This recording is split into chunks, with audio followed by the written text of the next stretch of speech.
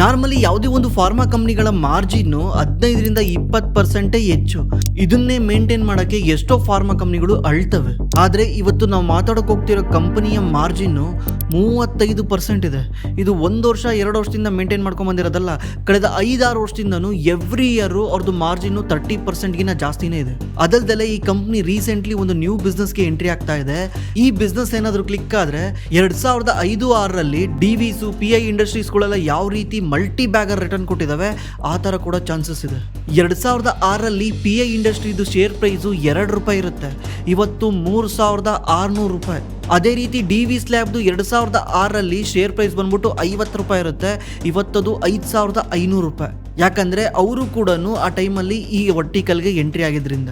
ಅದೇ ರೀತಿ ಎಲ್ಲ ಆಗೋ ಚಾನ್ಸ್ಗಳು ಈ ಬಿಸ್ನೆಸ್ ಅಲ್ಲಿ ಇದೆಯಾ? ಈ ಬಿಸ್ನೆಸ್ ಏನ್ ಮಾಡುತ್ತೆ, ಹೆಂಗ್ ರೆವಿನ್ಯೂ ಮಾಡುತ್ತೆ, ಫ್ಯೂಚರ್ ಗ್ರೋತ್ ಯಾವ ತರ ಇದೆ, ಹಾಗಿದ್ರೆ ಈ ಕಂಪ್ನಿಯ ನೇಮ್ ಏನು? ಈ ಕಂಪ್ನಿ ಏನು ಮಾಡುತ್ತೆ ಅಂದರೆ API ಮ್ಯಾನುಫ್ಯಾಕ್ಚರಿಂಗ್ ಮಾಡುತ್ತೆ. API ಅಂದರೆ ನೀವು ಏನಾದರೂ ಟ್ಯಾಬ್ಲೆಟ್ ತಗೊಳ್ಳಿ, ಏನಾದರೂ ಔಷಧಿ ತಗೊಳ್ಳಿ, ನೀವು ಡಾಕ್ಟರ್ ಹತ್ರ ಹೋಗಿ ಏನಕ್ಕಾದರೂ ಔಷಧಿ ತಗೊತಿದ್ದೀರಾ ಅಂದರೆ ಆ ಔಷಧಿ ಒಳಗೆ ಒಂದು ಮಾಲಿಕ್ಯೂಲ್ ಇರುತ್ತೆ. ಎಕ್ಸಾಂಪಲ್ಲು, ನೀವು ಜ್ವರ ಬಂದಿದೆ ಅಂತ ಮೆಡಿಕಲ್ ಸ್ಟೋರಲ್ಲಿ ಹೋಗಿ ಒಂದು ಡೋಲೋ ತಗೊಳ್ತೀರಾ, ಕಾಲ್ಫಾಲ್ ಅಂತೀರಾ, ತಲೆನೋವ್ತಿದೆ ಅಂತ ಹೇಳ್ಬಿಟ್ಟು ಒಂದು ಸ್ಯಾರಡ ಅಂತ ಅಂತೀರಾ. ಇದ್ರಾಗೆಲ್ಲನೂ ಏನಿರುತ್ತೆ? API ಇರುತ್ತೆ. API ಅಂದರೆ ಪ್ಯಾರಾಸಿಟಮಲ್ ಅಂತ ಏನೇನು ನೋಡ್ತೀರಾ ಅದೇ API. ಆ APIನೇ ನಿಮ್ಮ ಬಾಡಿ ಒಳಗೆ ಹೋಗ್ಬಿಟ್ಟು, ಈಗ ನಿಮಗೆ ತಲೆ ನೋವ್ತಾ ಇದೆ ಅಂದರೆ ನೀವು ಸ್ಯಾರಡ ಅಂತ ಅಂತೀರಾ. ಸ್ಯಾರಡನಲ್ಲಿ ಏನಿರುತ್ತೆ? ಕೆಫಿನ್ ಇರುತ್ತೆ ಮತ್ತು ಪ್ಯಾರಾಸಿಟಮಲ್ ಇರುತ್ತೆ. ಇದೇನು ಮಾಡುತ್ತೆ? ನಿಮಗೆ ತಲೆ ನೋವ್ತಿದೆಯಲ್ವಾ, ತಲೆ ನೋವ್ತಿದೆ ಅಂತ ಏನು ಮಾಡುತ್ತೆ? ಅದೊಂದು ಕೆಮಿಕಲ್ನ ರಿಲೀಸ್ ಮಾಡುತ್ತೆ. ಆ ಕೆಮಿಕಲ್ಲು ಬ್ರೈನಲ್ಲಿ ಹೋಗಿ ಹೇಳುತ್ತೆ ಇವನಿಗೆ ತಲೆ ನೋವ್ತಿದೆ ಅಂತ. ಇದರಿಂದ ನಿಮಗೆ ಎಕ್ಸ್ಪೀರಿಯನ್ಸ್ ಆಗುತ್ತೆ. ಈ ಪ್ಯಾರಾಸಿಟಮಲ್ ಹೋಗಿ ಏನು ಮಾಡುತ್ತೆ? ಆ ಮೆಸೇಜ್ನ ಬ್ಲಾಕ್ ಮಾಡುತ್ತೆ, ಬ್ರೈನಿಗೆ ಆ ಮೆಸೇಜ್ ಹೋಗೋದನ್ನು ತಲುಪಿಸುತ್ತೆ. ಅದರಿಂದ ನಿಮಗೆ ಆ ತಲೆನೋವು ಫೀಲ್ ಆಗಲ್ಲ, ತಲೆನೋವು ಕಮ್ಮಿ ಆಯಿತು ಅನ್ನಂಗಾಗುತ್ತೆ. ಈ ಕೆಲಸ ಯಾರು ಮಾಡ್ತಾರೆ ಅಂದರೆ ಈ API ಮಾಡುತ್ತೆ. ಇದೇ API. ಈ APIನ ತಯಾರು ಮಾಡೋದು ಇವ್ರು ಯಾರು ಅಲ್ಲ, ಅದಕ್ಕೆ ತಯಾರು ಮಾಡೋಕ್ಕೆ ಇನೋವೇಟರ್ ಕಂಪ್ನಿಗಳಿರ್ತವೆ. ನೀವು ಕೇಳೇ ಇರ್ತೀರ, ಫೈಸರು, ಅಸ್ಟ್ರಾಜೆನಿಕಾ, ನಮ್ಮದು ವ್ಯಾಕ್ಸಿನ್ ಎಲ್ಲ ತಯಾರು ಮಾಡಿದ್ರಲ್ವ ಅವರೇನೆ. ಅವ್ರೇನು ಮಾಡ್ತಾರೆ? ಯಾವುದೇ ಒಂದು ಕಾಯಿಲೆಗಳಿಗೆ ಮದ್ದನ್ನು ಕಂಡುಹಿಡಿತಾರೆ. ಈಗ ಯಾವ ರೀತಿ ಕೋವಿಡ್ಗೆ ಇದ್ದಕ್ಕಿದ್ದಂಗೆ ವ್ಯಾಕ್ಸಿನ್ ಕಂಡುಹಿಡಿದ್ರಲ್ಲ, ಅದೇ ರೀತಿ ಯಾವುದೇ ಒಂದು ಕಾಯಿಲೆ ಇದ್ರೂ ಅದಕ್ಕೆ ಮದ್ದನ್ನ ಕಂಡುಹಿಡಿತಾರೆ. ಅದನ್ನು ಕಂಡುಹಿಡಿಬೇಕಾದ್ರೆ ಅವರು ಸಖತ್ತು ದುಡ್ಡು ಸ್ಪೆಂಡ್ ಮಾಡಿರ್ತಾರೆ. ಯಾಕಂದರೆ ಕ್ಲಿನಿಕಲ್ ಟ್ರಯಲ್ 1, 2 ಈ ಥರ ಎಲ್ಲ ಇರುತ್ತೆ. ಫಸ್ಟ್ ಏನು ಮಾಡ್ತಾರೆ? ರ್ಯಾಟ್ ಮೇಲೆ ಟ್ರೈ ಮಾಡ್ತಾರೆ. ರ್ಯಾಟ್ ಮೇಲೆ ಟ್ರೈ ಮಾಡಿ ಅದು ಪಾಸ್ ಆದಮೇಲೆ ನೆಕ್ಸ್ಟು ಮನುಷ್ಯರುಗಳ ಮೇಲೆ ಟ್ರೈ ಮಾಡ್ತಾರೆ. ಅಲ್ಲಿ ಪಾಸ್ ಆದಮೇಲೆ ನೆಕ್ಸ್ಟು ಟ್ರಯಲ್ 2, ಟ್ರಯಲ್ 3 ಅಂತ ಹೋಗಿ ಲಾಸ್ಟಲ್ಲಿ ಅದು ಕಮರ್ಷಿಯಲೈಸೇಷನ್ ಆಗುತ್ತೆ. ಅಲ್ಲಿವರೆಗೂ ಅವರು ಟ್ರೈ ಮಾಡ್ತಿರ್ತಾರೆ. ಇದೆಲ್ಲ ಪ್ರೋಸೆಸ್ ನಡೆಯೋಕ್ಕೆ $2.5 to $3 billion ಖರ್ಚಾಗುತ್ತೆ. ಅಂದರೆ ಸುಮಾರು 25,000 ಕೋಟಿ ಖರ್ಚಾಗುತ್ತೆ ಜಸ್ಟ್ ಒಂದು ಮಾಲಿಕ್ಯೂಲ್ನ ಕಂಡುಹಿಡಿಯೋಕ್ಕೆ. ಇದರಲ್ಲಿ ಫೇಲ್ಯೂರ್ ಚಾನ್ಸೂ ಅಷ್ಟೇ ಜಾಸ್ತಿ ಇರುತ್ತೆ. ಯಾಕಂದರೆ ಈಗ ಸ್ಟಾರ್ಟ್ ಮಾಡಿದ ತಕ್ಷಣ ನಿಮಗೆ ಗೊತ್ತಿದೆ, ಏನಾದರೂ ರಿಸರ್ಚ್ ಅಂದಮೇಲೆ ಫೇಲ್ಯೂರ್ ಆಗೋ ಚಾನ್ಸ್ ಜಾಸ್ತಿ ಇರುತ್ತೆ. ಫಸ್ಟ್ಗೆ ಟ್ರೈ ಮಾಡ್ತಾರೆ, ಫೇಲ್ ಆಗುತ್ತೆ, ಟ್ರೈ ಮಾಡ್ತಾರೆ, ಫೇಲ್ ಆಗುತ್ತೆ. ಭಾಳ ಟ್ರೈ ಮಾಡಿದ್ಮೇಲೆ ಒಂದ್ಸಲ ಹಿಟ್ ಆಗುತ್ತೆ. ಅದಕ್ಕೆ ಅವ್ರೇನು ಮಾಡಿರ್ತಾರೆ? ಇದನ್ನು ಪೇಟೆಂಟ್ ಮಾಡ್ಕೊಂಡಿರ್ತಾರೆ. ಪೇಟೆಂಟ್ ಅಂದರೆ ಅದು ಅವ್ರ ಹೆಸರಲ್ಲಿರುತ್ತೆ. ಇವಾಗ ಅವ್ರೇನಾದರೂ ಫಸ್ಟು ಪ್ಯಾರಾಸಿಟಮಲ್ ಯಾರು ಕಂಡಿಡಿದು ತಯಾರು ಮಾಡಿದಾರಲ್ಲ, ಅವರು ಪ್ಯಾರಾಸಿಟಮಲ್ನ 25 ವರ್ಷ ಅವರೇ ಸೆಲ್ ಮಾಡಬೇಕು, ಬೇರೆ ಯಾರಿಗೂ ಸೆಲ್ ಮಾಡಕ್ಕೆ ಬಿಡಲ್ಲ. ಅವ್ರೇನು ಮಾಡ್ತಾರೆ? ಇದನ್ನು ಪೇಟೆಂಟ್ ಮಾಡ್ಕೊಂಡ್ಬಿಡ್ತಾರೆ. ಇಷ್ಟ ಬಂದಿದ್ದ ರೇಟಿಗೆ ಸೆಲ್ ಮಾಡ್ತಾರೆ. ಯಾಕಂದರೆ ದುಡ್ಡು ಖರ್ಚು ಮಾಡಿದರೆ ನನಗೆ ಅಷ್ಟು ಖರ್ಚಾಗಿದೆ, ನಾನು ಅದನ್ನು ರಿಕವರಿ ಆಗೋವರೆಗೂ ಮಾಡ್ಕೊತೀನಿ ಅಂತ ಹೇಳ್ತಾರೆ. ತಗೊಳಂಗಿದ್ರೆ ತಗೊಳ್ಳಿ, ಬಿಟ್ರೆ ಬಿಡಿ ಅಂತ ಅವ್ರ ಲೆಕ್ಕಾಚಾರ. 25 ವರ್ಷ ಪೇಟೆಂಟ್ ಮಾಡ್ಕೊಂಡಿರ್ತಾರೆ. ಒನ್ಸ್ ಆ 25 ವರ್ಷ ಪೇಟೆಂಟ್ ಎಕ್ಸ್ಪೈರಿ ಆಗುತ್ತಲ್ಲ, ಅವಾಗ ಈ API ಪ್ಲೇಯರ್ಗಳು ಎಂಟ್ರಿ ಆಗ್ತಾರೆ. ಅವಾಗ ಅವ್ರು ಏನು ಮಾಡ್ತಾರೆ? ಈಗ ಒಂದ್ಸ ಅವರು 25 ವರ್ಷ ಆದಮೇಲೆ ಇದನ್ನು ಯಾವ ರೀತಿ ಮ್ಯಾನುಫ್ಯಾಕ್ಚರಿಂಗ್ ಮಾಡಿದೀವಿ ಅನ್ನೋ ಪ್ರೋಸೆಸ್ ಇರುತ್ತಲ್ಲ, ಅದನ್ನು ಪಬ್ಲಿಕಲಿ ಅವೈಲೇಬಲ್ ಮಾಡಬೇಕು. ಪಬ್ಲಿಕಲಿ ಅವೈಲೇಬಲ್ ಮಾಡಿದ ತಕ್ಷಣ ಈ API ಪ್ಲೇಯರ್ಸ್ಗಳು ಹೋಗಿ ನೋಡ್ತಾರೆ, ಓ ಈ ಥರ ಮ್ಯಾನುಫ್ಯಾಕ್ಚರಿಂಗ್ ಮಾಡಬೇಕಾ, ನಾನು ಮಾಡ್ತೀನಿ ಅಂತ ತಗೊಂಬಂದು ಇವರು ಪ್ಲಾಂಟಲ್ಲಿ ಮ್ಯಾನುಫ್ಯಾಕ್ಚರಿಂಗ್ ಮಾಡೋಕ್ಕೆ ಸ್ಟಾರ್ಟ್ ಮಾಡ್ತಾರೆ. ಇದೇ ರೀತಿ ಪ್ರತಿಯೊಬ್ಬರು ಮ್ಯಾನುಫ್ಯಾಕ್ಚರಿಂಗ್ ಮಾಡೋಕ್ಕೆ ಸ್ಟಾರ್ಟ್ ಮಾಡ್ತಾರೆ. ಇಲ್ಲಿ ರಿಸರ್ಚ್ ಆ್ಯಂಡ್ ಡೆವಲಪ್ಮೆಂಟ್ ಬೇಕಾಗಿಲ್ಲ, ಏನೂ ಬೇಕಾಗಿಲ್ಲ, ಜಸ್ಟ್ ಕಾಪಿ ಪೇಸ್ಟ್ ಮ್ಯಾನುಫ್ಯಾಕ್ಚರಿಂಗ್ ಮಾಡೋದು ಗೊತ್ತಿದ್ರೆ ಸಾಕು. ಇದರಿಂದ ನಾರ್ಮಲ್ ಆಗಿ ಮಾರ್ಕೆಟು ಇಂಥ ಬಿಸ್ನೆಸ್ಗಳನ್ನ ಕಮೋಡಿಟಿ ಬಿಸ್ನೆಸ್ ಅಂತ ಹೇಳುತ್ತೆ. ಅಂದರೆ ಇದರಲ್ಲಿ ಯಾವುದೇ ರೀತಿ ಕಾಂಪಿಟೇಟಿವ್ ಅಡ್ವಾಂಟೇಜ್ ಇಲ್ಲ. ಯಾಕಂದರೆ ಯಾರು ಬೇಕಿರೂ ಮಾಡ್ಬೋದು. ನಿನ್ನ ಹತ್ರ ಪ್ಲಾಂಟ್ ಇತ್ತಾ, ಫ್ಯಾಕ್ಟ್ರಿ ಇತ್ತಾ, ಯಾರು ಬೇಕಿರೂ ಮಾಡ್ಬೋದು. ಇದರಿಂದ over a period of time ಈ ಬಿಸ್ನೆಸ್ಸಲ್ಲಿ ಕಾಂಪಿಟೇಷನ್ ಜಾಸ್ತಿ ಇರುತ್ತೆ. ಅದಕ್ಕೆ ಈ ಬಿಸ್ನೆಸ್ದು ಮಾರ್ಜಿನ್ ಯಾವಾಗಲೂ ವಾಲಟೈಲಿಟಿ ಇರುತ್ತೆ. ಬಟ್ ನಾವು ಈ ಸುಪ್ರಿಯಾ ಲೈಫ್ ಸೈನ್ಸ್ದು ನೋಡೋಕೆ ಹೋದರೆ ಇದ್ರದ್ದು ಮಾರ್ಜಿನು ತುಂಬ ಸ್ಟೇಬಲ್ ಆಗಿದೆ. ಕಳೆದ 5 ವರ್ಷದಿಂದ ಮಾರ್ಜಿನು ಡೌನ್ ಆಗದಲ್ಲೇ ಇಯರ್ ಆನ್ ಇಯರ್ ಇನ್ಕ್ರೀಸ್ ಆಗ್ತಾ ಇದೆ. ಯಾಕಂದರೆ ನೀವು ಇದನ್ನು ಅರ್ಥ ಮಾಡ್ಕೊಳ್ಳಿ, ಯಾವುದೇ ಒಂದು APIನ ತಯಾರು ಮಾಡೋಕ್ಕೆ ಅದಕ್ಕೊಂದು ರಾ ಮೆಟೀರಿಯಲ್ ಬೇಕಾಗುತ್ತೆ. ಯಾವ ರೀತಿ ಒಂದು ಬಿಸ್ಕೆಟ್ನ ತಯಾರು ಮಾಡೋಕ್ಕೆ ಮೈದಾ, ಸಕ್ಕರೆ ಎಲ್ಲ ಬೇಕಾಗುತ್ತಲ್ಲ, ಅದೇ ರೀತಿ APIನ ತಯಾರು ಮಾಡೋಕ್ಕೂ ಕೂಡ ರಾ ಮೆಟೀರಿಯಲ್ ಬೇಕು. ಅಲ್ಲೇನು ಬೇಕಾಗುತ್ತೆ ಅಂದರೆ KSM ಬೇಕಾಗುತ್ತೆ. KSM ಅಂದರೆ ಕೀ ಸ್ಟಾರ್ಟಿಂಗ್ ಮೆಟೀರಿಯಲ್ ಅಂತ ಕರೀತಾರೆ. ಇದನ್ನು ನಮ್ಮ ಇಂಡಿಯಾದಲ್ಲಿ ಜಾಸ್ತಿ ಮ್ಯಾನುಫ್ಯಾಕ್ಚರಿಂಗ್ ಮಾಡಲ್ಲ. ಯಾಕಂದರೆ ನಮ್ಮ ಇಂಡಿಯಾದಲ್ಲಿ ತುಂಬ ರೂಲ್ಸ್ಗಳಿದ್ದಾವೆ, ಎನ್ವಿರಾನ್ಮೆಂಟಲ್ ರೂಲ್ಸ್ ಎಲ್ಲ ಇದ್ದಾವೆ. ಇದನ್ನು ಫಾಲೋ ಮಾಡೋದು ಕಷ್ಟ. ಇದರಿಂದ ಕಾಸ್ಟ್ ಜಾಸ್ತಿ ಆಗುತ್ತೆ, ತಯಾರು ಮಾಡೋಕ್ಕೆ ಜಾಸ್ತಿ ದುಡ್ಡು ಖರ್ಚಾಗುತ್ತೆ. ಅದಕ್ಕೇ ನಮ್ಮ ಇಂಡಿಯಾದಲ್ಲಿ ಯಾರು ಇದನ್ನು ತಯಾರು ಮಾಡಲ್ಲ. ಇದು ನಾವೆಲ್ಲ ಚೈನಾದಿಂದ ಇಂಪೋರ್ಟ್ ಮಾಡ್ಕೊತೀವಿ. ಚೈನಾದಲ್ಲಿ ಯಾಕೆ ಇಂಪೋರ್ಟ್ ಮಾಡ್ಕೊತೀವಿ ಅಂದರೆ ಚೈನಾದಲ್ಲಿ ಈ ರೂಲ್ಸ್ ಎಲ್ಲ ಫಾಲೋ ಮಾಡೋಂಗಿಲ್ಲ. ಅದರಿಂದ ಚೈನಾದಲ್ಲಿ ಕಾಸ್ಟ್ ಚೀಪ್ ಆಗುತ್ತೆ. ಅವ್ರು ಕಮ್ಮಿ ರೇಟಿಗೆ ತಯಾರು ಮಾಡ್ತಾರೆ, ಇಂಡಿಯಾದಲ್ಲಿ ಬಂದು ಡಂಪ್ ಮಾಡ್ತಾರೆ, ಇಂಡಿಯಾದ ಕಂಪ್ನಿಗಳು ಬೈ ಮಾಡ್ತಾರೆ. ಇದೇ ರೀತಿನೇ ಎಲ್ಲ API ಕಂಪ್ನಿಗಳು ಮಾಡ್ತಾರೆ. ಬಟ್ ಈ ಕಂಪ್ನಿದು ಏನಂದರೆ ಇದ್ರ ಕಾಂಪಿಟೇಟಿವ್ ಅಡ್ವಾಂಟೇಜ್ ಏನಂದರೆ ದೇ ನೋ ಬ್ಯಾಕ್ವರ್ಡ್ ಇಂಟಿಗ್ರೇಷನ್ ಅಂದರೆ ಅವರಿಗೆ ಅವ್ರ ರಾ ಮೆಟೀರಿಯಲ್ನ ತಯಾರು ಮಾಡೋ ಕೆಪಬಿಲಿಟಿ ಇದೆ. ಅಂದರೆ ಇವರೇ ಖುದ್ದು KSMನ ತಯಾರು ಮಾಡ್ತಾರೆ. KSMನ ತಯಾರು ಮಾಡೋದ್ರಿಂದ ಇವ್ರಿಗೆ ಕಾಸ್ಟ್ನ ಕಂಟ್ರೋಲ್ ಮಾಡೋ ಪವರ್ ಇದೆ. ಎಕ್ಸಾಂಪಲ್ಗೆ ಹೇಳ್ಬೇಕಂದ್ರೆ ನಿಮ್ಮ ಹತ್ರ ಒಂದು ಸಮೋಸ ಶಾಪ್ ಇದೆ. ನೀವು ಸಮೋಸ ತಯಾರು ಮಾಡೋಕ್ಕೆ ನಿಮಗೆ ಏನು ಖರ್ಚಾಗುತ್ತೆ? ನಿಮಗೆ ಮೇಜರ್ಲಿ ಅದರಲ್ಲಿ ಖರ್ಚಾಗೋದು ಏನಂದರೆ ಎಣ್ಣೆ ಪ್ರೈಸ್ ಏನಾದರೂ ಜಾಸ್ತಿ ಆದರೆ 15 ರೂಪಾಯಿ ಸಮೋಸ 20 ರೂಪಾಯಿ ಆಗುತ್ತೆ. ಎಣ್ಣೆ ಪ್ರೈಸ್ ಕಮ್ಮಿ ಆದರೆ 20 ರೂಪಾಯಿ ಸಮೋಸ 15 ರೂಪಾಯಿ ಆಗುತ್ತೆ. ಅಂದರೆ ನೀವೇನಾದರೂ ಒಂದು 5 ರೂಪಾಯಿ 6 ರೂಪಾಯಿ ದುಡಿಬೇಕಂದ್ರೆ ಒಂದು ಸಮೋಸದಿಂದ ಅದೆಲ್ಲ ಡಿಪೆಂಡ್ ಆಗಿರುತ್ತೆ ಎಣ್ಣೆ ಮೇಲೆ. ನೀವು ಎಣ್ಣೆನ ಕಂಟ್ರೋಲ್ ಮಾಡಿದ್ರೆ, ಅದ್ರ ಪ್ರೈಸ್ನ ಕಂಟ್ರೋಲ್ ಮಾಡಿದ್ರೆ ನಿಮ್ಮ ಲಾಭನ ನೀವೇ ಕಂಟ್ರೋಲ್ ಮಾಡ್ಕೊಂಡಂಗಿರುತ್ತೆ. ಎಕ್ಸಾಂಪಲ್ಲು ನೀವೊಂದು ಸಮೋಸ ತಯಾರು ಮಾಡಿ ಸೆಲ್ ಮಾಡ್ತಿದ್ದೀರಾ, 15 ರೂಪಾಯಿಗೆ ಸೆಲ್ ಮಾಡ್ತಿದ್ದೀರಾ. ಅದ್ರ ಪ್ರೈಸ್ ಕಾಸ್ಟ್ ಬಂದುಬಿಟ್ಟು ನಿಮಗೆ ಒಂದು ಸಮೋಸ ತಯಾರು ಮಾಡೋಕ್ಕೆ 10 ರೂಪಾಯಿ ಖರ್ಚಾಗುತ್ತೆ, 5 ರೂಪಾಯಿ ನಿಮಗೆ ಲಾಭ ಆಗುತ್ತೆ. ನಾಳೆ ಒಂದು ದಿವಸ ಎಣ್ಣೆ ಇದ್ದಕ್ಕಿದ್ದಂಗೆ 100 ರೂಪಾಯಿ ಇದ್ದಿದ್ದು 200 ರೂಪಾಯಿ ಆಗ್ಬಿಡ್ತು. ಅವಾಗ ಏನಾಯಿತು? ನಿಮಗೆ ಮುಂಚೆ 10 ರೂಪಾಯಿ ಖರ್ಚಾಗ್ತಿರೋದು ಈಗ ಇದ್ದಕ್ಕಿದ್ದಂಗೆ 15 ರೂಪಾಯಿ ಖರ್ಚಾಗ್ತಾ ಇದೆ. ಇವಾಗ ನಿಮ್ಮ ಕೈಲಿ ಏನು ಉಳಿಯಲ್ಲ. ಸುಮ್ಮನೆ ಅಂಗಡಿ ತಗೊಬೇಕು, ಸಮೋಸ ಹಾಕಬೇಕು, ಮನೆಗೆ ಬರಬೇಕು, ಏನೂ ಪ್ರಯೋಜನ ಇಲ್ಲ. ಅವಾಗ ನೀವೇನು ಮಾಡ್ತೀರಾ? ನನಗೇನು ಉಳಿತಾ ಇಲ್ಲಪ್ಪ, ನಾನು ಮಿನಿಮಮ್ 20 ರೂಪಾಯಿಗೆ ಸೆಲ್ ಮಾಡ್ತೀನಿ ಅಂತ ಮಾಡ್ತೀರಾ. ಬಟ್ ನೀವು ಸೆಲ್ ಮಾಡ್ತೀರಲ್ಲ, ಪಕ್ಕದ ಕಾಂಪಿಟೇಷನ್ಗಳು ಹಂಗೆ ಮಾಡಬೇಕಲ್ಲ. ಪಕ್ಕದಲ್ಲಿ ಇನ್ನೊಬ್ಬ ಅಂಗಡಿ ಓಪನ್ ಮಾಡ್ಕೊತಾನೆ, ಅವ್ನು ಹೊಸ್ದಾಗಿ ಓಪನ್ ಮಾಡಿರ್ತಾನೆ, ಅವ್ನಿಗೆ ಐಡಿಯಾನೇ ಇರಲ್ಲ ಇದೆಲ್ಲನೂ. ಅವನೇನು ಮಾಡ್ತಾನೆ, ನಾನು 15 ರೂಪಾಯಿಗೆ ಕೊಡ್ತೀನಿ ಅಂತ ಸ್ಟಾರ್ಟ್ ಮಾಡ್ತಾನೆ. ಇವಾಗ ಸ್ವಲ್ಪ ಲಾಸ್ ಮಾಡ್ಕೊಂಡ್ರೆ ಪರವಾಗಿಲ್ಲ, 15 ರೂಪಾಯಿಗೆ ಕೊಡ್ತೀನಿ, ಕಸ್ಟಮರ್ ಬಂದರೆ ಸಾಕು ಅಂತ ಸ್ಟಾರ್ಟ್ ಮಾಡ್ಕೊತಾನೆ. ಅವನಿಗೆ ಗೊತ್ತಿಲ್ಲ. ಈಗ ಜನ ಏನು ಮಾಡ್ತಾರೆ? ನಿನ್ನ ಹತ್ರ ಬಿಟ್ಟು ಅವನ ಹತ್ರ ಹೋಗ್ತಾರೆ. ಬಿಕಾಸ್ ನೀನು ಜಗತ್ತಲ್ಲಿರೋ ಏನು ಮೋಸ್ಟ್ ಇಂಪಾರ್ಟೆಂಟ್ ಪ್ರಾಡಕ್ಟ್ ಏನು ತಯಾರು ಮಾಡ್ತಿಲ್ಲಲ್ಲ, ಅದೆಷ್ಟು ಸಮೋಸ ಅಲ್ಲ ಅದು. ಇವನ ಹತ್ರ ತಿಂದರೂ ಸಮೋಸಾನೇ, ನಿನ್ನ ಹತ್ರ ತಿಂದರೂ ಸಮೋಸಾನೇ. ಟೇಸ್ಟಲ್ಲಿ ಸ್ವಲ್ಪ ವ್ಯತ್ಯಾಸ ಇರ್ಬೋದು, ಎಂಡ್ ಆಫ್ ದ ಡೇ ಸಮೋಸಾನೇನಾ? ಅದಕ್ಕೇ ಇವನೇ ಏನಾದರೂ ಬ್ಯಾಕ್ವರ್ಡ್ ಇಂಟಿಗ್ರೇಷನ್ ಮಾಡ್ಕೊಂಡಿದ್ರೆ, ಬ್ಯಾಕ್ವರ್ಡ್ ಇಂಟಿಗ್ರೇಷನ್ ಅಂದ್ರೇನು? ಇವನು ಆ ಎಣ್ಣೆನ ಇವನ ಹೊಲದಲ್ಲೇ ತಯಾರು ಮಾಡಬೇಕು, ಅದನ್ನು ತಗೊಂಬಂದು ಇವನೇ ಮಿಷಿನ್ಗೆ ಹಾಕ್ಸ್ಬಿಟ್ಟು ಎಣ್ಣೆ ಇವನೇ ತಯಾರು ಮಾಡಬೇಕು. ಅವಾಗ ಏನಾಗುತ್ತೆ? ಹೊರಗಡೆ ಮಾರ್ಕೆಟಲ್ಲಿ ಎಣ್ಣೆ ಪ್ರೈಸ್ ಮೇಲೋಗಲಿ ಕೆಳಗೆ ಬರಲಿ ನನಗೆ ವ್ಯತ್ಯಾಸನೇ ಆಗಲ್ಲ. ಯಾವ ಊರು ಹೆಂಗನ ಸೆಲ್ ಮಾಡ್ಕೊಳ್ಳಿ, ಊರು 20 ರೂಪಾಯಿಗನ ಸೆಲ್ ಮಾಡ್ಕೊಳ್ಳಿ, 25 ರೂಪಾಯಿಗನ ಸೆಲ್ ಮಾಡ್ಕೊಳ್ಳಿ, ನಾನು 15 ರೂಪಾಯಿಗೆ ಸೆಲ್ ಮಾಡ್ತೀನಿ. ನಾನು ಕಮ್ಮಿ ರೇಟಿಗೆ ಸೆಲ್ ಮಾಡೋದ್ರಿಂದ ಏನಾಗುತ್ತೆ? ನಾನು ಬೇರೆಯವ್ರ ಮಾರ್ಕೆಟ್ನೂ ಕಿತ್ಕೊಬೋದು, ನಾನು ಕಾಂಪಿಟೇಷನ್ನ ಈಸಿಲಿ ಬೀಟ್ ಮಾಡ್ಬೋದು. ಬಿಕಾಸ್ ಎಣ್ಣೆ 100 ರೂಪಾಯಿ ಇರೋದು 200 ರೂಪಾಯಿ ಆಗಿದೆ, ನನಗೆ ಯಾವುದೇ ರೀತಿ ವ್ಯತ್ಯಾಸ ಆಗಿಲ್ಲ. ಹೊರಗಡೆ ಬಂದುಬಿಟ್ಟು 15 ರೂಪಾಯಿಂದ 20 ರೂಪಾಯಿಗೆ ರೈಸ್ ಮಾಡಿದ್ರು, ಯಾಕಂದರೆ ಅವ್ರಿಗೆ ಲಾಭ ಆಗ್ತಾ ಇಲ್ಲ. ಬಿಕಾಸ್ ಅವ್ರು ಎಣ್ಣೆನ ಬೇರೆ ಕಡೆಯಿಂದ ತರ್ತಿದ್ದಾರೆ, ನಾನೇ ತಯಾರು ಮಾಡ್ತಾ ಇದ್ದೀನಿ. ಈಗ ನಾನು 15 ರೂಪಾಯಿಗೆ ಸೆಲ್ ಮಾಡಿದ್ರೆ ಜನ 20 ರೂಪಾಯಿ ತಿಂತಾರೆ, 15 ರೂಪಾಯಿ ತಿಂತಾರೆ, ನನ್ನ ಹತ್ರನೇ ಜಾಸ್ತಿ ಜನ ಬಂತ ಅಂತಾರೆ. ಇದರಿಂದ ಏನಾಯಿತು? ನನ್ನ ಮಾರ್ಕೆಟ್ನ ಗ್ರ್ಯಾಬ್ ಮಾಡ್ತಾ ಹೋದೆ. ನನ್ನ ಸುತ್ತಮುತ್ತ ಯಾವನ ಅಂಗಡಿ ಹಾಕೋಕ್ಕೆ ಎದುರ್ಕೊಂತಾನೆ, ಯಾಕಂದರೆ ಇವನಷ್ಟು ಚೀಪಾಗಿ ಯಾರು ಕೊಡಲ್ಲ ಅಂತ. ಇದರಿಂದ ನನ್ನ ಮಾರ್ಕೆಟ್ನ ಗ್ರ್ಯಾಬ್ ಮಾಡ್ಕೊಂಡು ಹೋದೆ. ಅದೇ ರೀತಿ ಈ ಕಂಪ್ನಿ ಕೂಡ ತನ್ನ ರಾ ಮೆಟೀರಿಯಲ್ನ ಕಂಪ್ನಿ ಖುದ್ದು ಮ್ಯಾನುಫ್ಯಾಕ್ಚರಿಂಗ್ ಮಾಡುತ್ತೆ. ಅದನ್ನೇ KSM ಅಂತ ಕರೀತಾರೆ. ಅದನ್ನು ಮಾಡೋಕ್ಕೆ ಕೆಮಿಸ್ಟ್ರಿ ಎಕ್ಸ್ಪರ್ಟ್ ಆಗಿರಬೇಕು, ಎಲ್ಲರೂ ಮ್ಯಾನುಫ್ಯಾಕ್ಚರಿಂಗ್ ಮಾಡೋಕ್ಕೆ ಬರಲ್ಲ. ಯಾಕಂದರೆ ಇದೆಲ್ಲದಕ್ಕೂ USFD ಅಪ್ರೂವಲ್ ಬೇಕು. ಅದು ಅಪ್ರೂವ್ ಕೊಡಲಿಲ್ಲದ್ರೆ ಇದೆಲ್ಲನೂ ಮಾಡೋಕ್ಕಾಗಲ್ಲ. ಇಲ್ಲಾಂದರೆ ನಿನ್ನ ಹತ್ರ ಕಸ್ಟಮರ್ ಯಾರು ಬೈ ಮಾಡಲ್ಲ, ನೀನು ಕ್ಲೀನಾಗಿ ಮೇಂಟೈನ್ ಮಾಡಲಿಲ್ಲದ್ರೆ. ಅದಕ್ಕೋಸ್ಕರ ಕೆಮಿಸ್ಟ್ರಿ ಎಕ್ಸ್ಪರ್ಟ್ ಇರಬೇಕು. ಈ ಕಂಪ್ನಿ ಬ್ಯಾಕ್ವರ್ಡ್ ಇಂಟಿಗ್ರೇಷನ್ ಮಾಡ್ತಿರೋದ್ರಿಂದ ಈ ಕಂಪ್ನಿಯ ಮಾರ್ಜಿನ್ನು ತುಂಬ ಹೈ ಇದೆ. ಈ ಕಂಪ್ನಿ ಹತ್ರ ಟೋಟಲ್ಲು 38 APIs ಇದ್ದಾವೆ. ಅದರಲ್ಲಿ 15 APIಸ್ಗೆ ಈ ಕಂಪ್ನಿ ಬ್ಯಾಕ್ವರ್ಡ್ ಇಂಟಿಗ್ರೇಷನ್ ಮಾಡ್ಕೊಂಡಿದೆ. ಇನ್ನು 23 APIಸ್ಗೆ ಇದು ಬ್ಯಾಕ್ವರ್ಡ್ ಇಂಟಿಗ್ರೇಷನ್ ಮಾಡ್ಕೊಂಡಿಲ್ಲ. ಆದರೆ ಈ 15 APIಯಿಂದನೇ ಈ ಕಂಪ್ನಿಗೆ 74% ರೆವಿನ್ಯೂ ಬರುತ್ತೆ. ಇದನ್ನು ಖುದ್ದು ಮ್ಯಾನೇಜ್ಮೆಂಟ್ ಕಾನ್ಕಾಲಲ್ಲಿ ಹೇಳ್ಕೊಂಡಿದೆ. ಅದು ಲಾಸ್ಟ್ ಕ್ವಾರ್ಟ್ರಲ್ಲಿ 69% ಇತ್ತು, ಈಗ ಅದು 74% ಆಗಿದೆ. ಅಂದರೆ ಈ ಕಂಪ್ನಿಯ 80% ಸೇಲ್ಸು ಸೇಫ್ ಆಗಿರುತ್ತೆ, ಮಾರ್ಜಿನ್ ತುಂಬ ಸ್ಟೇಬಲ್ ಆಗಿರುತ್ತೆ. ಅದಕ್ಕೇ ಈ ಕಂಪ್ನಿದು ಮಾರ್ಜಿನ್ನು ಕಳೆದ 5 ವರ್ಷದಿಂದನೂ ಸ್ಟೇಬಲ್ ಆಗಿದೆ. ನಿಮಗೆ ಗೊತ್ತಾಗಿರುತ್ತೆ ಮಾರ್ಜಿನ್ ಏನು ಅಂತ. ಮಾರ್ಜಿನ್ನ ಯಾವನ್ ಸೆಕ್ಯೂರ್ ಮಾಡ್ಕೊತಾನೆ ಬಿಸ್ನೆಸ್ಸಲ್ಲಿ ಅವನೇ ವಿನ್ ಆಗೋಕ್ಕಾಗತ್ತೆ. ಯಾಕಂದರೆ ನಿಮಗೆ ಗೊತ್ತು, ಸಮೋಸದಲ್ಲಿ ಮುಂಚೆ 5 ರೂಪಾಯಿ ದುಡಿತಿದ್ನ, ವಾಪಸ್ 5 ರೂಪಾಯಿ ವಾಪಸ್ ದುಡಿಬೇಕಂದ್ರೆ ಅವನ ಹತ್ರ ಏನಾದರೂ ಕಾಂಪಿಟೇಟಿವ್ ಅಡ್ವಾಂಟೇಜ್ ಇರಬೇಕು. ಬಿಕಾಸ್ ಜಾಸ್ತಿ ದುಡ್ಡು ಕೊಟ್ಟರು ಪರವಾಗಿಲ್ಲ ಅಂತ ಜನ ತಿನ್ನಕ್ಕೆ ಬರಬೇಕು, ಇಲ್ಲಾಂದರೆ ಲಾಸ್ ಮಾಡ್ಕೊತಾನೆ. ಮ್ಯಾಗಿ 5 ರೂಪಾಯಿ ಜಾಸ್ತಿ ಮಾಡಿದ್ರು ಜನ ಹೋಗಿ ತಿಂತಾರೆ, ಯಾಕಂದರೆ ಅದು ಮ್ಯಾಗಿ.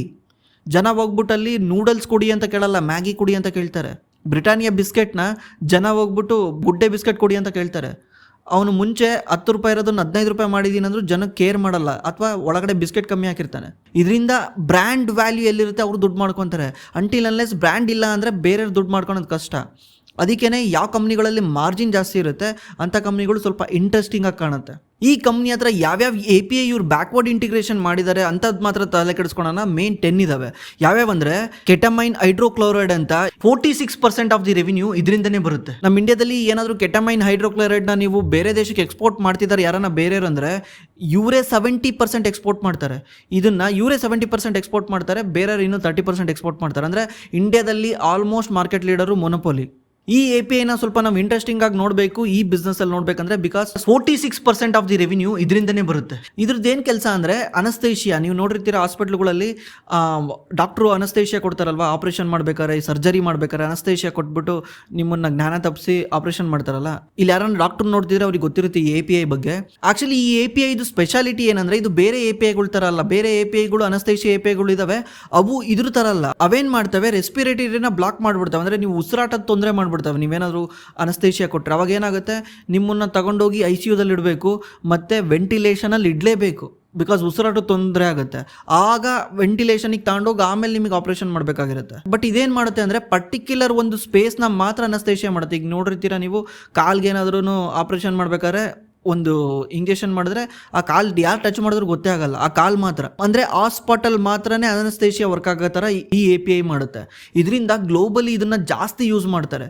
ರೀಸೆಂಟ್ಲಿ ಇದು ಅಮೆರಿಕದಲ್ಲಿ ಕೂಡ ಇವ್ರು ಜಾಸ್ತಿ ಸೇಲ್ ಮಾಡ್ತಿದ್ದಾರೆ. ಇಯರ್ ಆನ್ ಇಯರ್ 30% ಗ್ರೋ ಆಗ್ತಿದ್ದಾರೆ ಅಮೆರಿಕದಲ್ಲಿ ಈ API ಇಂದ. ಇನ್ನೊಂದು ಸಾಲ್ಬುಟಾಮಲ್ ಸಲ್ಫೇಟ್ ಅಂತ, ಇದೇನು ಮಾಡುತ್ತೆ, ಅಸ್ತಮದಲ್ಲಿ ಯೂಸ್ ಆಗುತ್ತೆ ಜಾಸ್ತಿ. ಇನ್ನೊಂದು ಕ್ಲೋರೋಫೆರಮೈನ್ ಮೆಲಟೈಟ್ ಅಂತ, ಇದು ಬಂದ್ಬಿಟ್ಟು ನಾರ್ಮಲ್ ನೀವು ಕೋಲ್ಡು ಸಿಟ್ರಿಜನ್ ಕೂಡ ಇದೇ ಕೆಮಿಕಲ್ ಯೂಸ್ ಮಾಡ್ತಾರೆ. ಮತ್ತು ನೀವು ಅಲರ್ಜಿಗೆಲ್ಲ ಯೂಸ್ ಮಾಡ್ತೀರಾ, ಅಲರಿಡ್ ಈ ಥರ ಎಲ್ಲ ಯೂಸ್ ಮಾಡ್ತೀರಲ್ಲ, ಅದು ಕೂಡ ಇದೇ ಮಾಲಿಕ್ಯೂಲ್ನ ಯೂಸ್ ಮಾಡ್ತಾರೆ. ಇದೇ ರೀತಿ ಇವ್ರ ಹತ್ರ 38 API ಇದಾವೆ.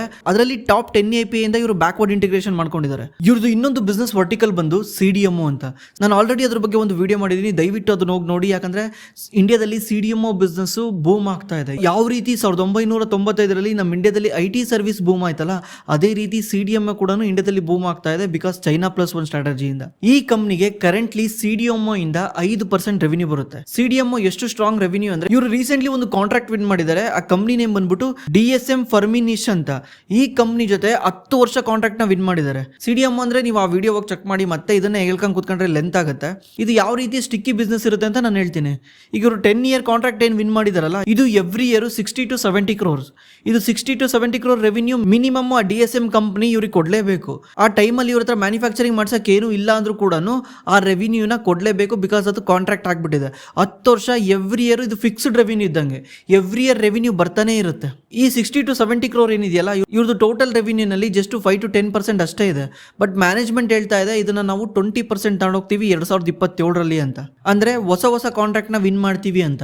ಇವರು ಅದಕ್ಕೋಸ್ಕರ ಕೆಪೆಕ್ಸ್ಗೆಲ್ಲ ಸ್ಪೆಂಡ್ ಮಾಡಿದ್ದಾರೆ. ಆಲ್ರೆಡಿ ಫ್ಯಾಕ್ಟ್ರಿ ಎಲ್ಲ ರೆಡಿ ಇದೆ. ಈಗ ಆರ್ಡರ್ ಬರೋದು ಒಂದೇ ಬಾಕಿ ಇದೆ. ನಮಗೆ ಇಂಟ್ರೆಸ್ಟಿಂಗ್ ಆಗಿ ಕಾಣ್ತಿರೋದು ಇದೇ ಸೆಗ್ಮೆಂಟ್. ಇವ್ರಿಗೆ ಏನು 5% ರೆವಿನ್ಯೂ CDMO ಇಂದ ಬರ್ತಿದೆಯಲ್ಲ, ಇವ್ರು ಹೇಳಿರೋ ಪ್ರಕಾರ 27ಗೆ ನಾವು ಅದನ್ನು 20% ತಗೊಂಡು ಹೋಗ್ತೀವಿ ಅಂತ. ಮತ್ತೆ ಇವರು ಗೈಡೆನ್ಸ್ ಕೂಡ ಕೊಟ್ಟಿದ್ದಾರೆ, 2027ರಲ್ಲಿ ನಮ್ದು ಟೋಟಲ್ ರೆವಿನ್ಯೂ 1000 crores ಇರುತ್ತೆ ಅಂತ. ಈಗ ಪ್ರೆಸೆಂಟ್ಲಿ 600 ಕೋಟಿ ಸಮಥಿಂಗ್ ಇದೆ. ನೆಕ್ಸ್ಟ್ 2027ಕ್ಕೆ ಅದನ್ನ 1000 ಕೋಟಿ ಮಾಡ್ತೀವಿ ಅಂತ. ಆ ಟೈಮಿಗೆ ಲೆಕ್ಕ ನೋಡಕ್ ಹೋದ್ರೆ ಈ ಟೋಟಲ್ ರೆವಿನ್ಯೂನಲ್ಲಿ 20% ಈ CDMO ಇಂದ ಬರುತ್ತೆ ಅಂತ ಮ್ಯಾನೇಜ್ಮೆಂಟ್ ಗೈಡ್ ಮಾಡ್ತಾ ಇದೆ. ಅಂದ್ರೆ ನೆಕ್ಸ್ಟ್ 2027ರಲ್ಲಿ ಈ ಕಂಪ್ನಿಗೆ 200 ಕೋಟಿ ರೆವಿನ್ಯೂ ಈ CDMO ಇಂದ ಬರುತ್ತೆ. ಬಟ್ ನಾವೇನು ಎಕ್ಸ್ಪೆಕ್ಟ್ ಮಾಡ್ತಿದೀವಿ ಅಂದ್ರೆ, over a period of time ಈ ಕಂಪ್ನಿ ಏನಾದರೂ ಇದ್ರ ರೆವಿನ್ಯೂನ 30ರಿಂದ 40% ತಾಂಡೋಯ್ತು ಅಂದ್ರೆ ಈ company share price shoot up ಆಗುತ್ತೆ. ಯಾಕಂದ್ರೆ ನಾರ್ಮಲ್ API ಕಂಪ್ನಿ ಕೂಡ ಒಂದು ಪ್ರೀಮಿಯಮೇ ಬೇರೆ, CDMO ಕಂಪ್ನಿ ಕೂಡ ಒಂದು ಪ್ರೀಮಿಯಮೇ ಬೇರೆ. ನೀವು DVS ಲ್ಯಾಬ್ನ ಚೆಕ್ ಮಾಡಿ, ನೀವು ಸುಪ್ರಿಯಾ ಲೈಫ್ ಸೈನ್ಸ್ದು ಪ್ರೈಸ್ ಟು ಸೇಲ್ಸ್ನ ಚೆಕ್ ಮಾಡಿದ್ರೆ, PE ನೋಡೋದಕ್ಕೆ ನೀವು ಪ್ರೈಸ್ ಟು ಸೇಲ್ಸ್ನ ನೋಡಬೇಕು. ಪ್ರೈಸ್ ಟು ಸೇಲ್ಸ್ನ ಚೆಕ್ ಮಾಡಿದ್ರೆ 8.6 ಟೈಮ್ಸ್ ಇದೆ. ಅದೇ ನೀವು DVS ಲ್ಯಾಬ್ದು ಪ್ರೈಸ್ ಟು ಸೇಲ್ಸ್ ಚೆಕ್ ಮಾಡಿದ್ರೆ 17 ಟೈಮ್ಸ್ ಇದೆ. ಅಂದರೆ ಮಾರ್ಕೆಟು ಇವರು ಟೋಟಲ್ ಏನು ಸೇಲ್ಸ್ ಮಾಡ್ತಾರಲ್ಲ ಅದಕ್ಕೆ 8 ಟೈಮ್ಸ್ ಪೇ ಮಾಡ್ತಾ ಇದೆ ಅಂತ ಅರ್ಥ. 8 ಟೈಮ್ಸ್ ಪೇ ಮಾಡೋದಕ್ಕೆ ಈ ಕಂಪ್ನಿಯ ವ್ಯಾಲ್ಯೂಯೇಷನ್ 5800 ಕೋಟಿ ಇದೆ. ಅದೇ DVSಗೆ 17.2 ಟೈಮ್ಸ್ ಪೇ ಮಾಡ್ತಾ ಇದೆ. ಅಂದರೆ DVS ಮಾಡೋ ಒಂದು ಸೇಲ್ಸ್ಗೆ ಮಾರ್ಕೆಟು 17 ಪಟ್ಟು ಪೇ ಮಾಡ್ತಾ ಇದೆ. ಅದಕ್ಕೆ DVSದು ಮಾರ್ಕೆಟ್ ಕ್ಯಾಪು 1,56,000 ಕೋಟಿ. ಅದೇ ರೀತಿ ನೀವು DVS ಲ್ಯಾಬ್ದು ನೋಡ್ಬೋದು, ಪ್ರೈಸ್ ಟು ಸೇಲ್ಸ್ 17 ಟೈಮ್ಸ್ ಇದೆ. 17 ಟೈಮ್ಸ್ ಅಟ್ಲೀಸ್ಟ್ ಒಂದು 15 ಟೈಮ್ಸ್ ಇದ್ರದ್ದು ಪ್ರೈಸ್ ಟು ಸೇಲ್ಸ್ ಆಗಬೇಕಂದ್ರೆ ಇದ್ರ ಟೋಟಲ್ ರೆವಿನ್ಯೂನಲ್ಲಿ ಮಿನಿಮಮ್ 50% ರೆವಿನ್ಯೂ CDMO ಇಂದ ಬರಬೇಕು. ಯಾಕಂದರೆ CDMO ರೆವಿನ್ಯೂನ ಮಾರ್ಕೆಟು ಜಾಸ್ತಿ ವ್ಯಾಲ್ಯೂ ಪೇ ಮಾಡುತ್ತೆ. ಬಿಕಾಸ್ ಅದೊಂಥರ ಫಿಕ್ಸ್ಡ್ ಇನ್ಕಮ್ ಇದ್ದಂಗೆ. ಇವ್ರದ್ದು ಟೋಟಲ್ ರೆವಿನ್ಯೂನಲ್ಲಿ ಅಷ್ಟು ಬರೋಕ್ಕೆ ಸ್ಟಾರ್ಟ್ ಆಗಬೇಕು. ಅವಾಗ ಮಾರ್ಕೆಟ್ ಈ ಕಂಪ್ನಿಗೆ ಪ್ರೀಮಿಯಂ ಕೊಡೋಕ್ಕೆ ಸ್ಟಾರ್ಟ್ ಮಾಡುತ್ತೆ. ಈಗ ಆಲ್ರೆಡಿ ಈ ಕಂಪ್ನಿ ಐ ಪ್ರೀಮಿಯಮಲ್ಲಿ ಟ್ರೇಡ್ ಆಗ್ತಾ ಇದೆ. 33 PE is A very high. ಅದೇ ಏನಾದರೂ ಮಾರ್ಕೆಟ್ ಕೆಳಗೆ ಬಂದಾಗ, ಈ ಕಂಪ್ನಿ ಶೇರ್ ಸ್ವಲ್ಪ ಕೆಳಗೆ ಬಂದಾಗ ಏನಾದರೂ ಎಂಟ್ರಿ ಆದರೆ, ಮಾರ್ಕೆಟ್ ಕ್ರ್ಯಾಶ್ ಆದಾಗ ಯಾವಾಗಾದ್ರೂ ಕೆಳಗೆ ಬರುತ್ತಲ್ಲ, ಅವಾಗ ಎಂಟ್ರಿ ಆದರೆ ಒಳ್ಳೆ ಪ್ರೈಸು. ಅವಾಗ ಒಳ್ಳೆ ಪ್ರೈಸ್ ನೋಡ್ಕೊಂಡು ಎಂಟ್ರಿ ಆಗ್ಬೋದು. ಆದರೆ ಒಂದಂತೂ ಅರ್ಥ ಮಾಡ್ಕೊಳ್ಳಿ, ಈ ಕಂಪ್ನಿಯ valuation over a period of time increase ಆಗಬೇಕು ಅಥವಾ ಈ ವ್ಯಾಲ್ಯೂಯೇಷನ್ ಸಸ್ಟೈನ್ ಆಗಬೇಕಂದ್ರೆ ಈ ಕಂಪ್ನಿಯ ಟೋಟಲ್ ರೆವಿನ್ಯೂನಲ್ಲಿ 30-40% CDMO ಇಂದ ಬರಲೇಬೇಕು. ಅವಾಗಲೇ ಮಾರ್ಕೆಟ್ ಈ ವ್ಯಾಲ್ಯೂಯೇಷನ್ನ ಇಂಪ್ರೂವ್ ಮಾಡುತ್ತೆ ಅಥವಾ ಇದೇ ವ್ಯಾಲ್ಯೂಯೇಷನಲ್ಲಿ ಸಸ್ಟೈನ್ ಮಾಡುತ್ತೆ. ಇಲ್ಲ ಅಂದರೆ ಕಂಪ್ನಿ ಡಿರೇಟ್ ಆಗುತ್ತೆ. ಕಂಪ್ನಿ ಡಿರೇಟ್ ಆಗುತ್ತೆ ಅಂದರೆ ಕಂಪ್ನಿಯ ಪಿ ಕೂಡ ಕಮ್ಮಿ ಆಗ್ತಾ ಬರುತ್ತೆ. ನನ್ನ ಪ್ರಕಾರ CDMOನ ಇವ್ರು ಇನ್ಕ್ರೀಸ್ ಮಾಡ್ಕೊಂಡು ಹೋಗ್ತಾರೆ. ಯಾಕಂದ್ರೆ ಇವರು DSM ಫರ್ಬಿನೆಕ್ ಅನ್ನೋ ಒಂದು ಕಂಪ್ನಿ ಹತ್ರ ಆರ್ಡರ್ ತಗೊಂಡಿದಾರಲ್ಲ, ಇದು ಬಂದ್ಬಿಟ್ಟು ಯುರೋಪ್ ಕಂಪ್ನಿ. ಇವ್ರ ಹತ್ರ ವಿಟಮಿನ್ B2 ನ ಮ್ಯಾನುಫ್ಯಾಕ್ಚರಿಂಗ್ ಮಾಡಿಸ್ತಾ ಇದ್ದಾರೆ. ಜಗತ್ತಿನಲ್ಲಿ ಇವ್ರ ಹತ್ರ ಮಾತ್ರ ವಿಟಮಿನ್ B2 ನ ಮ್ಯಾನುಫ್ಯಾಕ್ಚರಿಂಗ್ ಮಾಡಿಸ್ತಿದ್ದಾರೆ. ಎಂಟೈರ್ ರಿಸ್ಕ್ನ ಇವ್ರ ಕೈಲೇ ಕೊಟ್ಟಿದ್ದಾರೆ ಅಂದರೆ ಅವರು ಈ ಮ್ಯಾನೇಜ್ಮೆಂಟ್ನ ನಂಬಿದ್ದಾರೆ, ಈ ಕಂಪ್ನಿನ ನಂಬಿದ್ದಾರೆ ಅಂತ. ಇದೇ ರೀತಿ ಒಂದ್ಸಲ ಏನಾದರೂ ಆರ್ಡರ್ ವಿನ್ ಆಗಿಬಿಟ್ರೆ ನೋಡಿ, ನಾವು ಅವ್ರಿಗೆ ಆರ್ಡರ್ ಮಾಡ್ತಾ ಇದೀವಿ ಅಂತ ಬೇರೆ ಬೇರೆ ಕಂಪ್ನಿಗಳು ಆರ್ಡರ್ ವಿನ್ ಆಗೋದು ಈಸಿ. ಈ ರೀತಿ ಮೂಮೆಂಟಮ್ ಕಂಟಿನ್ಯೂ ಆಗ್ಬೋದು. ಬಟ್ ಕ್ವಾರ್ಟರ್ ವಾಚ್ ಮಾಡ್ತಾ ಇರಬೇಕು. CDMO ರೆವಿನ್ಯೂ ಇನ್ಕ್ರೀಸ್ ಆಗಬೇಕು. CDMO ಇಂದ ಎಷ್ಟು ಹೊಸ ಆರ್ಡರ್ಗಳು ಎಷ್ಟು ವಿನ್ ಮಾಡ್ತಿದ್ದಾರೆ ಅಂತ ನೋಡಿದ್ರೆ ಈ ಕಂಪ್ನಿ ಫ್ಯೂಚರಲ್ಲಿ DV ಸ್ಲ್ಯಾಬ್ ಆಗೋ ಎಲ್ಲ ಚಾನ್ಸಸ್ ಕೂಡ ಇದೆ. ಆಮೇಲೆ ತುಂಬ ಜನ ಕಾಮೆಂಟ್ ಮಾಡ್ತಾರೆ, ವಿಡಿಯೋ ತುಂಬ ಲೆಂತ್ ಆಯಿತು ಕಮ್ಮಿ ಮಾಡಿ ಅಂತ. ಅದಕ್ಕೋಸ್ಕರ ನಾವು ಕೂಡ ಕಮ್ಮಿ ಮಾಡ್ತಿದ್ದೀವಿ. ಈಗಿನ ಕಾಲದಲ್ಲಿ ಇನ್ಸ್ಟಾಗ್ರಾಮ್ ನೋಡೋ ಯುಗದಲ್ಲಿ 30 ನಿಮಿಷ ಯಾರೂ ಕೂತ್ಕೊಂಡು ನೋಡಲ್ಲ. ಅದಕ್ಕೆ ನಾವು ಎಲ್ಲ ವಿಷಯನೂ 10-15 ನಿಮಿಷದೊಳಗೆ ಹೆಂಗೆ ಹೇಳಬೇಕು ಅನ್ನೋದನ್ನು ಟ್ರೈ ಮಾಡ್ತಾ ಇದ್ದೀವಿ. Over a period of time ಅದನ್ನು ಮಾಡ್ತೀವಿ. ನಿಮ್ಗೆ ಏನಾದ್ರು ಡೀಪಾಗಿ ರಿಸರ್ಚ್ ಮಾಡಿ ನಾವು ಒಂದು ವಿಡಿಯೋ ಮಾಡಬೇಕಂದ್ರೆ ಅದರ ಲೆಂತ್ ವಿಡಿಯೋನ ನಾವು ನಮ್ಮ ಜಾಯಿನ್ ಬಟನ್ ಯಾರು ಜಾಯ್ನ್ ಆಗ್ತಾರೆ ಅಲ್ಲಿ ನಾವು ಪ್ರೊವೈಡ್ ಮಾಡಬೇಕಂತ ಇದ್ದೀವಿ. ಈಗ ಸದ್ಯಕ್ಕೆ ಪ್ಲಾನ್ ಇಲ್ಲ, ಬಟ್ ಇನ್ನೊಂದು ವೀಕಲ್ಲಿ ಅದ್ರ ಬಗ್ಗೆ ಬಂದು ನಾವು ಎಕ್ಸ್ಪ್ಲೇನ್ ಮಾಡ್ತೀವಿ. ಬಟ್ ಇವಾಗಲೇ ಯಾರು ಹೋಗ್ಬಿಟ್ಟು ಜಾಯ್ನ್ ಆಗಬೇಡಿ. ನಾವು ಅದ್ರ ಬಗ್ಗೆ ಬಂದು ಎಕ್ಸ್ಪ್ಲೇನ್ ಮಾಡ್ತೀವಿ, ಅನೌನ್ಸ್ ಮಾಡ್ತೀವಿ. ಅವಾಗ ಬೇಕಾದ್ರೆ ಜಾಯ್ನ್ ಆಗಿ. ನಿಮಗೂ ಇದ್ರ ಬಗ್ಗೆ ಏನಾದರೂ ಹೇಳೋದಿದ್ರೆ ದಯವಿಟ್ಟು ಕೆಳಗಡೆ ಕಾಮೆಂಟ್ ಮಾಡಿ, ಈ ಥರ ಮಾಡೋದು ಸರಿನಾ ತಪ್ಪಾ ಅಂತ. ಯಾಕಂದರೆ ಒಬ್ರೊಬ್ರಿಗೆ ಇಂಟ್ರೆಸ್ಟ್ ಇರುತ್ತೆ ತಿಳ್ಕೊಬೇಕು ಅಂತ. ಯಾವುದೇ ಒಂದು ವಿಷಯನ 10-15 ನಿಮಿಷದಲ್ಲಿ ಎಕ್ಸ್ಪ್ಲೇನ್ ಮಾಡೋಕ್ಕಾಗಲ್ಲ. ಬಟ್ ಲಾಂಗ್ ಮಾಡಿದ್ರೆ ಎಷ್ಟೋ ಜನಕ್ಕೆ ಬೋರ್ ಆಗುತ್ತೆ. ಅವ್ರಿಗೆ ಬೇಸಿಕ್ ಏನೇನು ಬೇಕಾಗಿರುತ್ತೆ ಅದು ಮಾತ್ರ ತಿಳ್ಕೊಳಕ್ಕೆ ಇಷ್ಟ ಇರುತ್ತೆ. ನೀನು ಕತೆ ಹೊಡಿಬೇಡ, ಜಾಸ್ತಿ ಹೇಳ್ಬೇಡ ಅಂತ ಎಷ್ಟೋ ಜನ ಅನ್ಕೊಬೋದು. ಬಟ್ ಒಬ್ರೊಬ್ರಿಗೆ ಡೀಪಾಗಿ ಅರ್ಥ ಮಾಡ್ಕೋಬೇಕಂತ ಇಷ್ಟ ಇರುತ್ತೆ. ಅದಕ್ಕೇ ಈ ಥರ ಮಾಡಬೇಕಂತ ಪ್ಲ್ಯಾನ್ ಮಾಡಿದ್ದೀವಿ. ನೀವು ಇದ್ರ ಬಗ್ಗೆ ಏನಾದರೂ ಹೇಳೋದಿದ್ರೆ ದಯವಿಟ್ಟು ಕೆಳಗಡೆ ಕಾಮೆಂಟ್ ಮಾಡಿ.